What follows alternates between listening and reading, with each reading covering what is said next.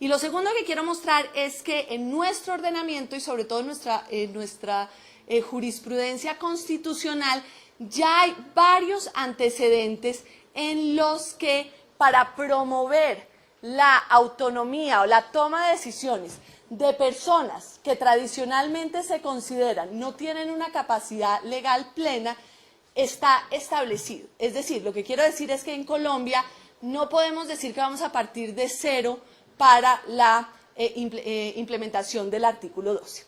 Y voy a traer, y escogí, Colombia expide cerca de 1.700 sentencias de constitucionalidad al año, o sea que se podrán imaginar que tenemos casos de todo y para todo.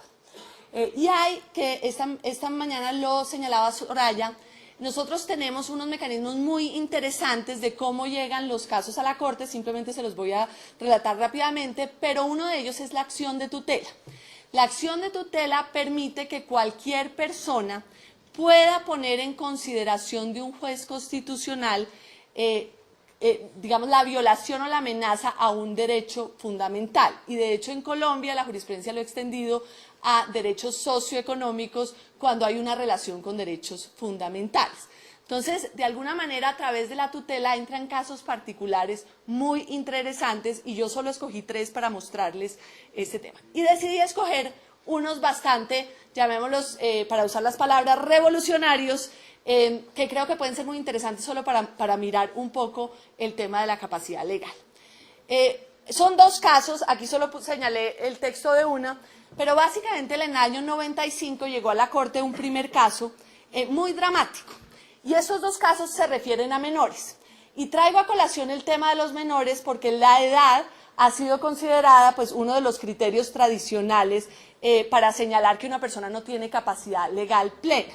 Sin embargo, hago la advertencia que escogí estos casos porque, digamos, eran los que más se adecuaban a lo que yo quería, pero que me opongo firmemente a una tendencia muy frecuente de nuestros legisladores de asimilar la discapacidad cognitiva a menores de edad.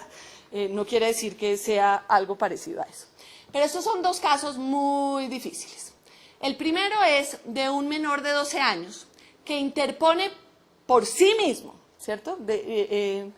A través del defensor del pueblo, una acción de tutela contra su mamá y contra la entidad prestadora de salud, que es quien presta la seguridad social. La historia es muy dramática. Este era un menor que cuando era bebé, un perro básicamente le mordió sus genitales y decidieron el médico, por orden del médico, la solución fue que, dado que ya no tenía y que no se podía hacer en ese momento, según el médico, una adecuación genital, lo mejor era volverla niña. Entonces recomendó hacerle una adecuación genital para volverla mujer y que le dieran hormonas. Entonces así fue de bebé. Lo metieron al colegio, lo vestían como niña, era una niña para la mamá, le cambiaron el nombre incluso por registraduría y eso se permitió. Y llegaron los 12 años de este menor, y de este niño, y dice, de este joven además, dice, yo no soy niña, yo soy un niño, yo no quiero ser niña. Y pide y solicita que le hagan una cirugía de adecuación genital. Entonces, miren este caso o sea, porque yo pensaba cuando decías casos parágnatos y revolucionarios. El segundo caso, y los voy a poner juntos porque la regla es la misma de la Corte y lo que hice fue poner entre comillas muchas de las cosas que dijo la Corte. El segundo caso tiene que ver con un caso también muy difícil, que es el caso de una niña de 7 años, hermafrodita, que la mamá interpone una acción de tutela en contra de la entidad prestadora de salud porque no le quieren hacer la cirugía de asignación de sexo, ¿cierto? Entonces la mamá dice, tienen que señalar ya, si la niña es niña o niño, pero ya tienen que hacerle la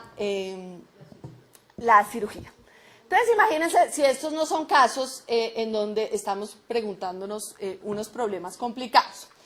Entonces, básicamente lo que dice la Corte en las 2 sentencias es, hay muchos asuntos a tomar, pero básicamente 2 problemas están en juego en estos casos.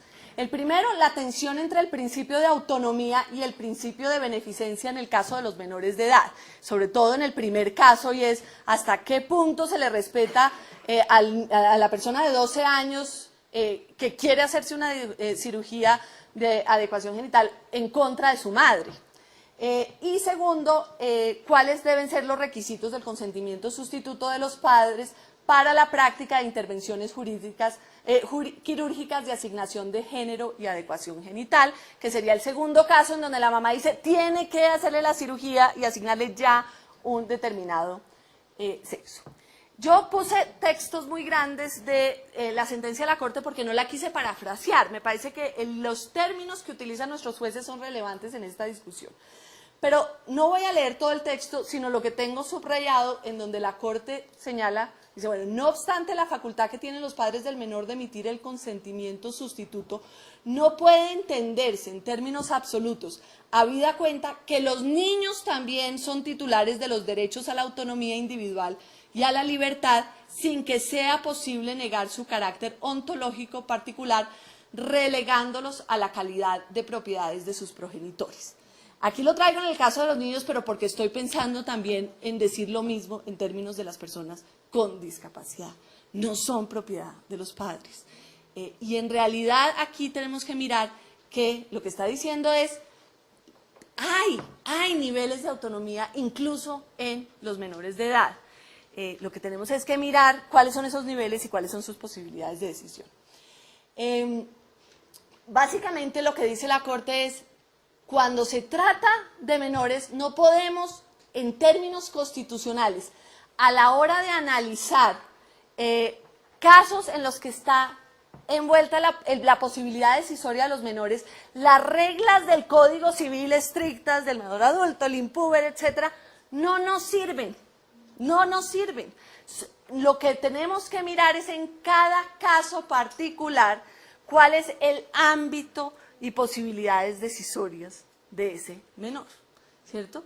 Entonces dicen, no, es que no son, así usted puede tener, no sé, si uno puede tener 15 años y otro tiene 10 años, puede haber un nivel de madurez en el de 10 años mayor que en el de 15 años, hay que mirar en cada caso. Y por eso traigo este tema de, hay que mirar los casos concretos para determinar la decisión. Entonces vuelve y dice, la edad del menor, aunque es una medida razonable de la capacidad de autodeterminación, no puede ser aplicada de forma estricta, amén de la singularidad que envuelve el proceso de desarrollo de la capacidad volitiva en cada individuo. Entonces, en últimas, esta sentencia establece dos principios. Uno, y es que miremos cada caso y miremos cuál es la capacidad significativa de decisión. Lo que está diciendo es, frente a esa persona, frente a esa situación, digamos cuál es la capacidad de decisión.